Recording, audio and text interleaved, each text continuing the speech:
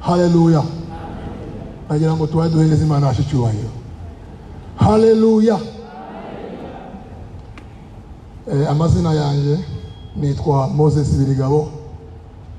Ndi umukristo w'ahangaha muri Paruwasi ya Kacyiru. Ndirimba muri korali Kiyojoye. Uyu munsi ndashima Imana cyane ko yanyemereye kugira ngo ari nge uza gusangira namwe ubutumwa bwiza umwami wacu Yesu Kristo. Imana umwami wacu Yesu Kristo muyihobera amashyi menshi cyane.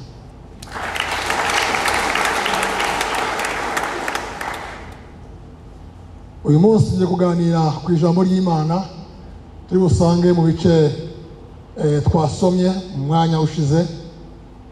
Tubaza gusangamo cyangwa se kwiga ku ngingo eshatu zigize ibice twasomye. Umutwe w'amagambo uravuga ngo nimutihana muzarimbuka mutyo. Ibyo twabisanze mu butumwa bwiza bwanditswe na Luka igice cya 13 duhereye ku murongo waho wa mbere. Reka duhere ku wa mbere. Muri icyo gihe hari abantu bari bahari bamutekerereza iby'abanyagalilaya, abo Pilato yavangiye amaraso yabo n'ibitambo byabo. Yesu arabasubiza ati, mbese mugira ngo aba banyagalilaya bari abanyabyaha kuruta abandi banyagalilaya ubwo bababajwe batyo? Ndababwira yuko atari ko biri, ahubwo namwe nimutihana muzarimbuka mutyo. Cyangwa se ba bandi 18 abo umunara w'Isorowamu wagwiriye ukabica, mugira ngo bari abanyabyaha kuruta abandi b'i Yerusalemu bose? Ndababwira yuko atari ko biri, ahubwo namwe nimutihana muzarimbuka mutyo mwese. Tugiye kureba ingingo eshatu. Ni bande cyangwa se ni bande bazarimbuka batyo? Bibiliya itubwiye ko ababwiye ngo namwe nimutihana muzarimbuka mutyo. None abangaba ni bande bazarimbuka batyo? Icyambere Yesu arababwiye ngo nimutihana muzarimbuka mutyo. Ibi icyambere ni abantu banze kwihana. Abantu banze kwihana bumvisha ubutumwa bwiza bwabwirijwe, bumva ibibwirizwa, banga kwihana. Kubwira ngo Yesu araje, Yesu arakiza, ngo igihe babivugiye ba Petero barabivuze, Yohana we noneho yaje ngo ubwami bw'Imana burabegereye. Igihe byavugiwe tuzaba twihana. Ariko Bibiliya iravuga ngo nimutihana muzarimbuka mutyo mwese. Icyo Imana ishaka ku bantu bayo cyangwa se ku bwoko bwayo ni ukumva ijambo ry'Imana bakihana. Bibiliya muri Matayo Yesu abwira abantu, arababwira ngo mwihane kuko ubwami bwo mu ijuru buri hafi. Uyu munsi nawe uyu munsi niwumva umutima wawe Yesu awusanze wihane, ubwami bwo mu ijuru buri hafi. Arusha kuvuga ngo ariko se ko byabwirijwe kuva kera, ko byabwiwe abantu kuva kera uwo Yesu muvuga azaza ryari. Ariko Bibiliya ivuga neza, iravuga ngo nimuhore mwiteguye kuko mutazi isaha, mutazi n'igihe azazira. Haleluya. Rero ntabwo ari twe no kumenya ibihe Kristo azagarukiramo, si twe no kumenya igihe Imana izasohoreza umunsi w'amateka wayo.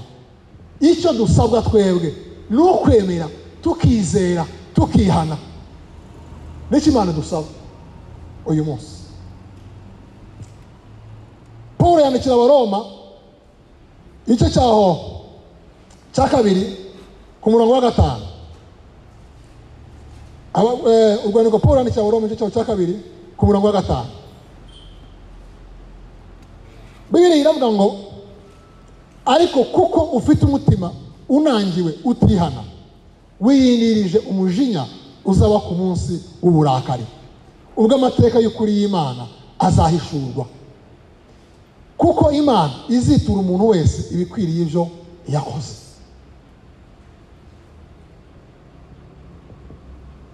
Hariho abantu bafite imitima yinangiye banze kumva.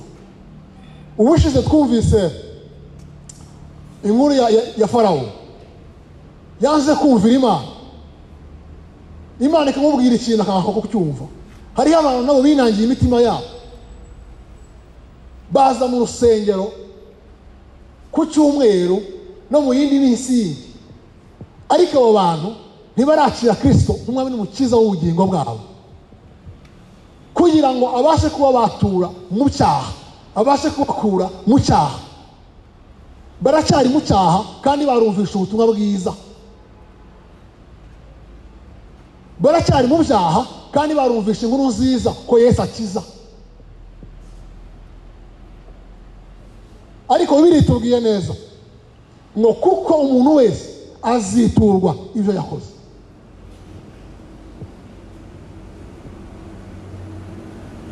Haleluya. Uyu munsi wa none naje kubwira ngo utazaba muri abo ngabo bazarimbuka batyo. Utazaba muri abo ngabo Yesu avuga banze kwihana.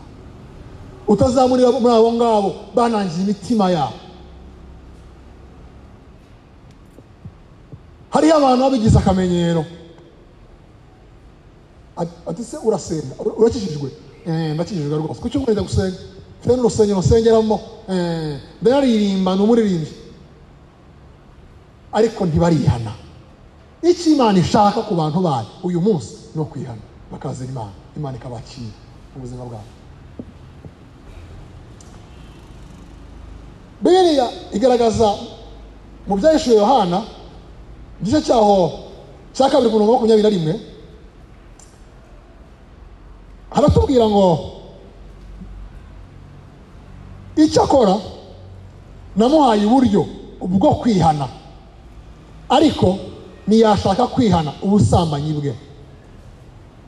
Icyo akora namuhaye uburyo, namweretse inzira yo kwihana, muha umwanya wo kwihana, ariko yarabyanze. Yanze kwihana ubusambanyi bwe. Bene magambo yinangiye umutima.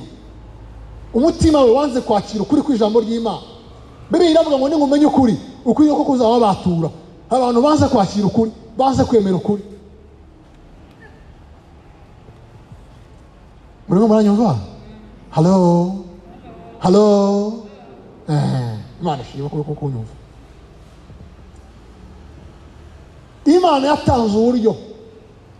Noneho abantu baza mu nzu y'Imana bo bagira amahirwe akomeye cyane, kuko bumva ijambo ry'Imana, bumva icyo Imana ishaka mu matwi yabo, bumva ibyo Imana ikunda n'ibyo Imana yanga, babasha kubyumva. Mwene magambo ntacyo Imana itakoze kugira ngo ibashe kubiyegereza, ariko imitima yabo iri kure y'Imana.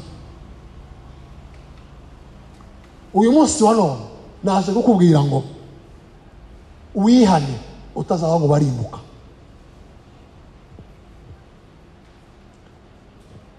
Ingingo ya 2, kuki bazarimbuka batyo?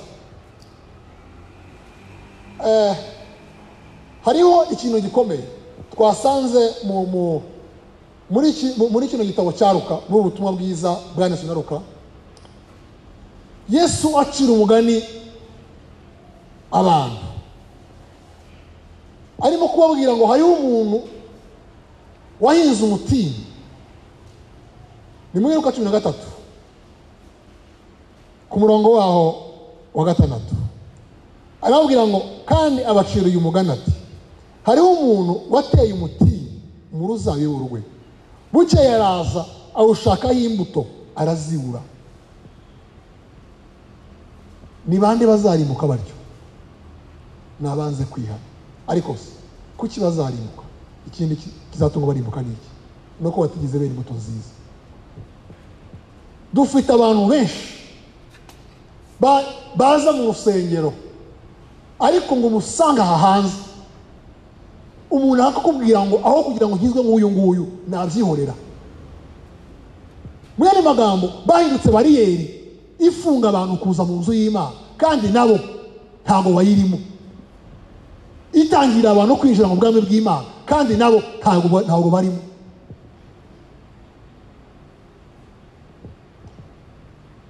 Kwera imbuto, Bibiliya itweretse neza ko umuntu utera imbuto cyangwa se igiti kitera imbuto kiracibwa. Umuntu akaza akaririmba, twarabatuwe rwose n'umwami wacu Yesu, twigisha ijambo rye rizi. Ariko wajya kureba mu bitekerezo bye, mu mikorere ye, mu mivugire ye, mu migenzereze ye, ugasanga arahamanya cyangwa se arahabana n'ibyo aririmba. Ingeso nziza, Bibiliya itwereka umugore cyangwa se umwamikazi witwa Vashiti. Vashiti ku gihe cy'umwami Ahasuwerusi wategekaga ibihugu byinshi kandi bikomeye by'Ubuperesi n'Ubumedi. Umwami ngo aranezerwa, arangije abwira abantu, mugende ngo mumumagarire umwamikazi Vashiti. Umwamikazi ngo abyumve, umwami ikintu yari amuhamagariye kuko yari yizeye ko umugore wari mwiza, aza kumumurikira abantu bose. Aravuga ngo mumumagarire umwamikazi wanjye aza ahangaha maze ngumurikire abantu. Umugore kubera ubwibone n'agasuzuguro asuzugura umugabo we bikomeye. Ariko Bibiliya itwereka neza kubera agasuzuguro umwami ngaravuga ngo kuko yarasuzuguye, nimushake undi uza kumusimbura mu cyimbo cye. Mu yandi magambo aramuciye ku ngoma y'ubwamikazi, mu mwanya w'ubwamikazi aramuciye. Kubera iki? Kugira ingeso zitari nziza.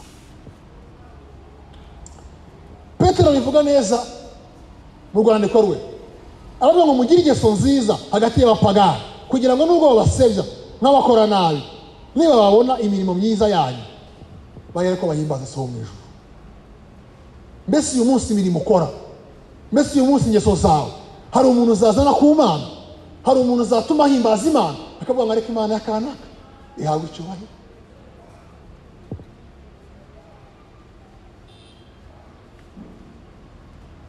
Hariho umuntu ugeze kutubwira, aravuga ngo yari afite umuturanyi we, ngo yari umuturanyi w'umuririmbyi wo mu rusengero. Noneho ngo uwo muturanyi wo mu rusengero yari atuye hejuru ye, cyangwa se mu kibanza kiri hejuru y'inzu ye, inyuma y'inzu ye gatoya, ariko asa nkaho ari we uri hejuru ye. Aramubwira ngo uyu muturanyi iyo agiye gusenga, amazi ye arabanza akamanurira iwanjye. Ayo yameshesheje amazi y'ibyombo y'amasafuriya, arabona amasafuriya hari ukuntu abantu batekesha inkwi, hari ukuntu agenda akazanaho imiziro inyuma. Umuntu yazi kuba yazohereza iwawe mu rugo ugasanga ni umuntu wajya kuririmba aza guhimbaza Imana, akaza amaze gutuma abandi bantu bavuga batari ko se huriye koko akijijwe byahiye. Aho nawe uyu munsi waba uri muri abo ngabo, icyo Imana ikubwiye no kwihana. Hariho umwami w'Abayuda, yari umwana wa Yehoshafati witwaga Yoramu. Igihe kimwe Isi amaze gutanga, Yoramu yima ingoma, ariko Bibiliya iravuga ngo ntiyagira ingeso nziza n'iza se ndetse n'iza sekuruza Dawidi. Ntiyagira ingeso nziza nk'ize, ahubwo agira ingeso mbi nk'iz'Abisiraheli. Kuko icyo gihe Abisiraheli n'Abayuda baratatanye, baciye n'ibice bibiri. Abisiraheli bagira ingeso mbi, Abayuda bakikomeza kumana. Ariko uyu muhungu Yoramu agera ku butegetsi nawe akurikiza ingeso mbi. Hariho abantu nabo bo mu rusengero ariko bakurikiza ingeso z'abapagani, bagendera mu mico y'abapagani. Ibyo bintu ntabwo bizigera bibiza mu bwami bw'Imana.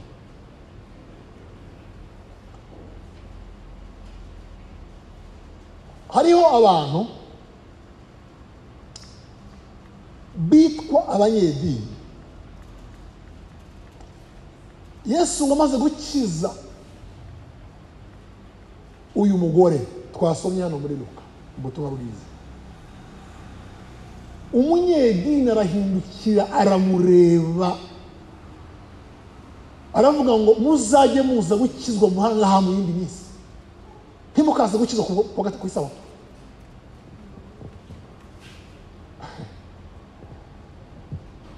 Umuntu arakize, ntabwo wishimye, ntabwo uhaye Imana icyubahiro kubera imirimo y'ibitangaza Imana ikoze, ahubwo umujinya wakwishe kuko ngo wishe umunsi, kubera idini gusa ryinjiye muri wowe. Hariho abantu baza mu rusengero akaba yitwa umukristo wo mu rusengero, ariko wajya kureba imiterere ye ugasanga kugira ngo iyo huye n'ikigeragezo gikomeye cyane, ntabwo asenga y'Imana yirirwa aririmba, ntabwo asenga y'Imana yirirwa abwiriza, ntabwo asenga y'Imana abyinira, aragenda akitabaza za nyabingizi wabo.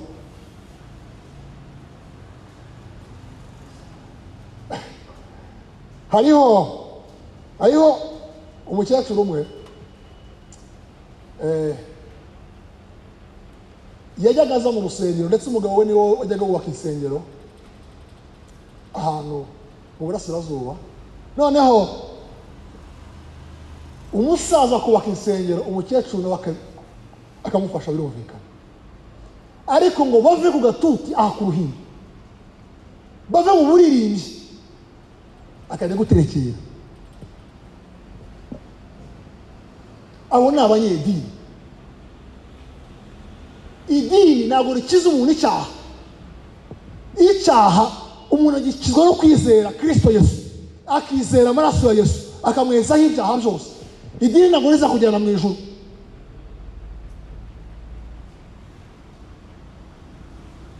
Ngo njyewe nsengera muri iri ngiri, njyewe n'uyu nguyu, no. Uvuga ngo wowe uri umukristo, wakurikiye Kristo, wizeye Kristo, niwe uza gutwara mu ijuru. Umuri uzaririmba ngo ngende umukristo, uzahora ndiwe mu bintu byose kugeza ku gupfa. Ikibazo gihari mu bantu nuko twitabira amateraniro, tukitabira za repetition, tukitabira amasengesho, ariko mu mitima yacu kagumana iwacu hashize. Kera tukiri abapagani, tutari twakizwa ngo tube muri ubu buntu bw'Imana butangaje. Twakoraga ibyo imibiri yacu yishakiye, tugatekereza. Hariho abantu bajya batekereza mu bisekuruza by'iwabo, agatekereza ngo papa yitwaraga gutya, ngo twebwe iwacu nta muntu, twebwe iyo umuntu avuze ntabwo tujya tujya muri negociation, turakubita tukaritura. nta bindi ngo twebwe abakobwa b'iwacu ubundi mwe dushatse umugabo ngo umugabo ntajya avuga ngo twe niko duteye nta n'umuntu uzabidukuramo kandi ugasanga umuntu ari mu rusengero kandi aravuga ngo yarakijijwe ariko aracyatwaga n'amategeko y'iwabo mu miryango. Bibiliya iravuga ngo niba ushaka kunkurikira wiyange, ubanze wiyange ukurikira Kristo. Gukurikiza cyangwa se kugendera mu by'iwawe, kugendera mu byo wavuyemo ntibizagere gutwara mu bwami bw'Imana. Nawe uzarimbuka gutyo nutihana. Hari igihe dushyira ikibazo ku bantu bari aha hanze, kuvuga ngo bariya bazarimbuka, bariya bazasha, ariko se wowe umeze gute kuri mu nzu y'Imana? Mbese nawe ntabwo uri muri ba bantu Yesu avuga ngo mbese muzi neza cyangwa se mutekereza neza yuko abo bantu b'i Galilaya b'abanyagalilaya bari abanyabyaha kuruta abandi banyagalilaya bose? Mbese niko mubitekereza? Ariko nawe tekereza neza urebe ko utari mu rusengero gutya gusabira aho ngaho by'ipapirano, ariko muri Kristo utarimo. Ikizagukiza ni uko muri Kristo.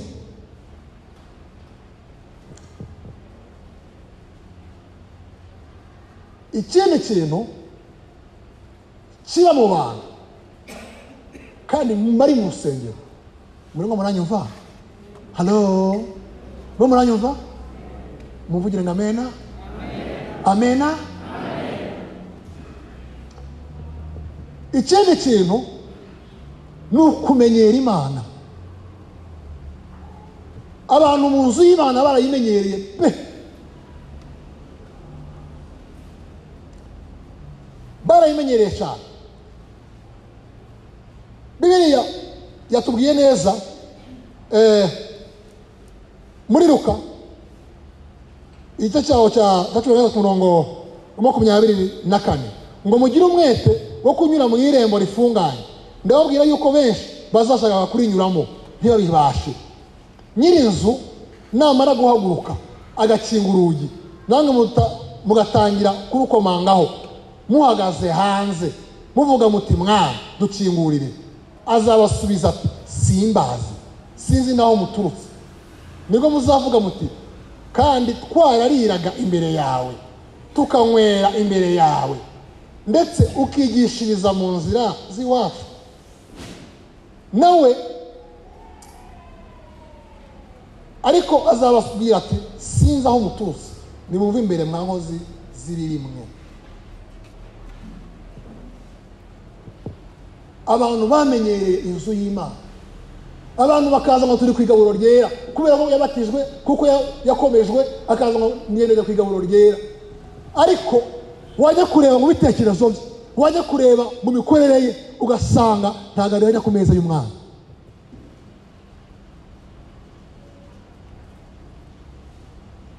Ngo twarabwirije, ntabwo kizajya kigutwara mu bwami bw'Imana. Never. Twararirimbye ntibizagutwara mu bwami bw'Imana. Yesu arababwira ngo nimumve imbere mwa nkozi z'ibibi mwe. Kandi abo bantu bajyaga bavuga ngo mwami twarakubonye, twabonye ibitangazo ukora, twaririye ku meza yawe, twarasangiye Mana we, twagiye ku igaburo ryera Mana we, twarakurimbiye Mana, twaragusenze Mana, twirije ubusaku bwawe Mana. Azababwira ati mwumve imbere mwa nkozi z'ibibi mwe. Kubera iki? Banze kwihana, barayimenyereye. Bibiliya iravuga ngo ukora ibyaha wese ni uwa Satani. Ukora ibyaha ni uwa Satani. Ingingo ya 3 iravuga ko icyakiza abo bantu niki, icyabakiza kurimbuka niki. kadusome muri Yesaya 54 ku murongo waho wa 8. Yesaya 54 ku murongo wa 8. Bibiliya iravuga ngo nakurakariye uburakari bwinshi bituma nkwima amaso akanya gato, ariko nzakubabarira nkugirire imbabazi zihoraho, niko Uwiteka umucunguzi wawe avuga. Haleluya. Kugirirwa imbabazi ni Imana iragushaka, irashaka kuva muri ibyo ngibyo byose, muri ibyo byaha byose, muri ubwo bunyedini bwawe bwose ukabuvamo. Imana iteze amaboko, Kristo ateze amaboko, niwe yapfiriye ku musaraba kubw'urukundo ruhebuje cyane yagukunze. Aravuga ngo uriya nawe ndagupfiriye, amaraso yanjye azamwezaho ibyaha byose. Ni wowe wategereje kugira ngo uyu munsi wemere. Kugirirwa imbabazi ni Imana. Abashaka imbabazi z'Imana muzamure ibiganza. Haleluya. Icya kabiri ni ukuba mu isezerano ry'Imana. Kuba mu isezerano ry'Imana. Bibiliya iravuga mu rwandiko Pawulo yandikiye Efeso igice cyaho cya 2 ku murongo wa 12. Bibiliya iravuga ngo mwibuke ko icyo gihe mwari mudafite Kristo, mutandukanijwe n'ubwisiraheli, muri abashyitsi ku masezerano n'ibyasezeranijwe, ari nta byiringiro mufite by'ibizaba, ahubwo mwari mudafite Imana rurema. Ku murongo wa 13 ngo ariko none kuko muri Kristo Yesu, mwebwe bari kure kera mwigijwe n'amaraso ya Kristo. Haleluya. Uyu munsi Imana iraguhamagara ngo winjire mu isezerano ryayo. Isezerano ryayo urababarirwa ibyaha, uzabana n'Imana mu buzima bwawe bwose. Imana igufitiye imbabazi nyinshi, irashaka kukizwa ukihana ibyaha byawe, ukababarirwa ibyaha byawe, ukava mu bunyedini bwawe, ukava mu matiku yawe, ukava mu ngeso mbi zawe, ukaza ukayisanga ikakubabarira ibyaha byawe. Muvugira ngo amen. Icya kabiri cyangwa se cyo kuba mu isezerano ni ibintu tubonera mu isezerano ry'Imana yaduhaye. Bibiliya igaragaza neza mu butumwa bwiza bwanditswe na Yohana. Bibiliya iravuga ngo kandi ibimwuzuye byose, haleluya, ibyuzuye Kristo byose ngo nibyo yaduhayeho. Yaduhaye amahoro, aduha ibyishimo, aduhereza ukuri, kugira ngo ukuri kudukure mu byaha twari tumaze iminsi, kugira ngo ukuri kugukure muri rya sayo ry'ibyaha wari urimo, kugira ngo nuririmba ngo nari mu isayo cyangwa se ntari mu isayo y'ibyaha,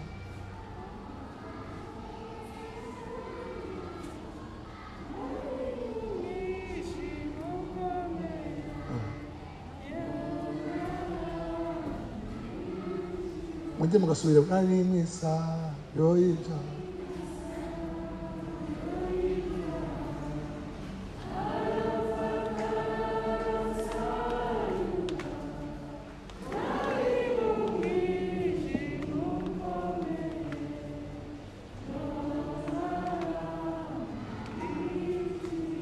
Haleluya. Ngo wari mu isayo y'ibyaha kugira ngo nubirimba bibe bikuzuye, uri muri bya byishimo uvuga ngo ibyuzuye Kristo Yesu nanjye ubundi byo binyuzuye, wuzuye gukiranuka kw'Imana kuko kwizera Kristo Yesu. Haleluya. Wuzuye umwuzuro w'Imana bwo kwizera Kristo Yesu, kuko kumwijiramo apana byo kumwunguza utomuvuga ngo naramwizeye. Never. Ibyo nta hantu bikora. Ikintu Imana ishaka ni uko umwizera ukamwijiramo. Ikigaragaza ko wamwijiyemo ni iki? Ni uko witondera amagambo ye, ukitondera amategeko ye. Haleluya. Nibyo bigaragaza ko wamwizeye koko. by'ukuri. Yakobo arandika, Yakobo nakukunda cyane, arandika mu rwandiko rwe cyaho cya 4 umurongo waho wa 6 turasimbuka tujya kuwa 8. Aravuga ngo ariko nubwo bimeze bityo Imana irushaho kutugirira imbabazi, nicyo gituma ivuga iti Imana irwanya bibone ariko bicisha bugufi ikabahera ubuntu. Ku murongo wa 8, mwegera Imana nayo izabegera, yemwe banyabyaha nimukarabe, namwe imitima ibiri nimwiyeze imitima. Ngo yemwe banyabyaha nimukarabe, imitima ibiri. Abagira imitima ibiri abona babwiraga bava mu rusengero bakajya no kuraguza, abo bafite imitima ibiri, abo nabo bazaba hanze. Bibiliya itwereka abantu bazaba hanze. Hari ibyaha twagize utwaha dutoya turi aho ngaho, twebwe rero abantu tuzi no kubishyira kuri noze ku malevo, kuvuga iki ngiki kirakomeye, iki ngiki kiroroshye, ariko ibyaha byose ku Mana birangana. Bibiliya itwereka neza, iravuga ngo hanze y'ubwami bw'Imana hazaba abasambanyi, habe abarozi, habe bakunda kubesha bakabikora. Nigize guha n'umuntu umwe ari kuri telefone ari kumubaza ngo uri hehe, ari Kacyiru, aravuga ngo njyewe ndi Remera. Ndavuga na rekomanda we. Kubesha twabihinduye akantu gatoya, twabihinduye akantu kari aho mwaka mafuti gusa, twabihinduye ubuzima bwacu busanzwe.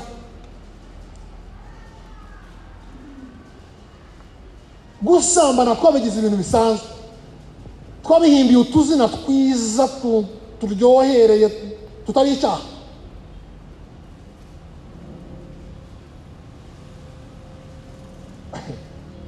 Umukobwa umwe aramubajije ngo ariko se urinze umwana gutyo utarasambana? Arenje arababwira ngo ariko shani mu nyumvira sha, ubu nge nageze imyaka mfite narabona n'umuhungu iwaje mama Salomo. Uno ukibaza niba gusambana bibaye byiza, ubwo turajya he? Turajya he? Niba umuntu utasambaye iwabo baba baronga, ubwo turajya he?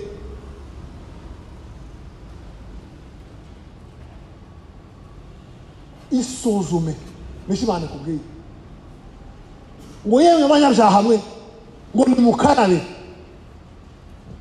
nimwiyeze. Kristo Yesu abategera nk'abako, baravuga ngo yemwe abarushe, yemwe abaremerewe nimuze munsange ndabaruhura. Yiteguye kubaruhura imitwaro y'ibyaha byanyu byose, yiteguye kubaruhura amaganya yanyu yose, yiteguye kubaruhura imitima yanyu.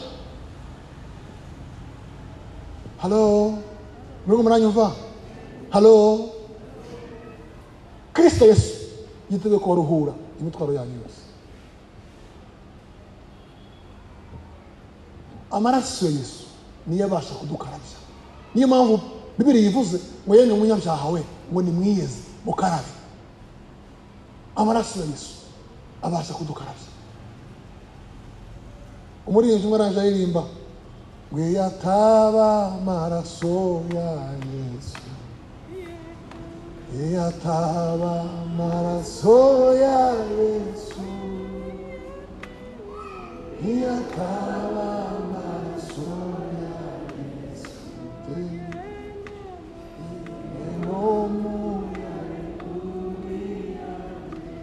yataba amaraso ya Yesu, yataba amaraso ya Yesu, yataba amaraso ya Yesu.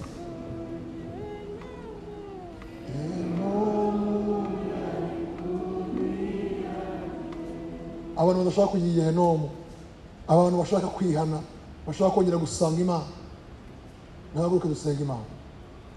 abantu bumvise mu bintu tuvuze aha ngaha bibikoze ku mitima, bakumva barashaka kongera gusabana n'Imana, barashaka kongera kwezwa, barashaka kongera kwinjira muri Yesu, amaraso Yesu akabeza akabahindura de. Bibiliya avuga ngo naho ibyaha byawe tukora tukutuku zageze bindi nka sheregi. Kristo afite ubushobozi bwo gukwezaho ibyaha byawe, bwo gukwezaho ururimi rwawe rwabeshaga akaruhindura de rukezwa, umutima wawe uri ahantu habiri ugahinduka de ukezwa, ugakurikira Kristo gusa. Haleluya. Icyo Imana ishaka ni ukubona umutima wawe, ni ukukubona. Haleluya. Imana umugisha cyane abantu barimo barahaguruka bashaka kongera gusanga Imana, bashaka kongera kwezwa. Iyataba amaraso ya Yesu, iyataba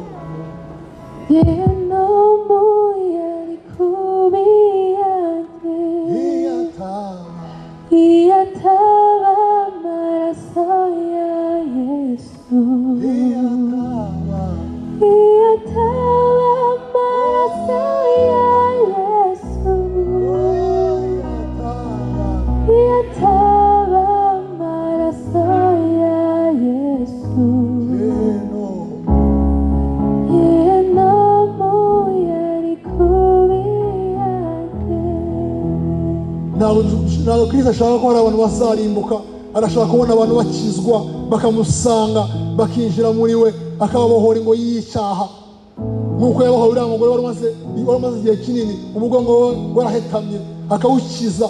nawe arashaka gukiza ibyaha byawe, arashaka gukiza uburetwa bwa Satani bwawe bukuriho. Haleluya.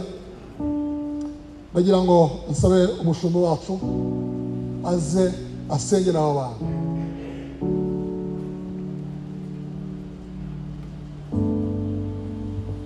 Nagira ngo mbanze abantu batarakira Kristo nka muri mukiza w'ubugingo bwabo bazamura ibiganza. Niba ari nk'umuntu utarakira Kristo nka mukiza w'ubugingo bwe azamura ikiganza.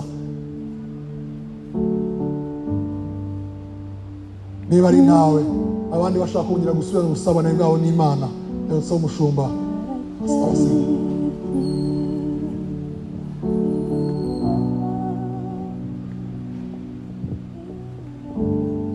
fatanye dusenga Imana kandi n'abasigaye mwicaye komeze kwitekerezaho mu mitima kugira ngo nawe aho watsikiye ukagenda mu bidahesha Imana icyubahiro nawe wihane mu mutima wawe. Kandi mwebwe muhagurutse ni ukuri muratsinze. Yesu ashimwe cyane.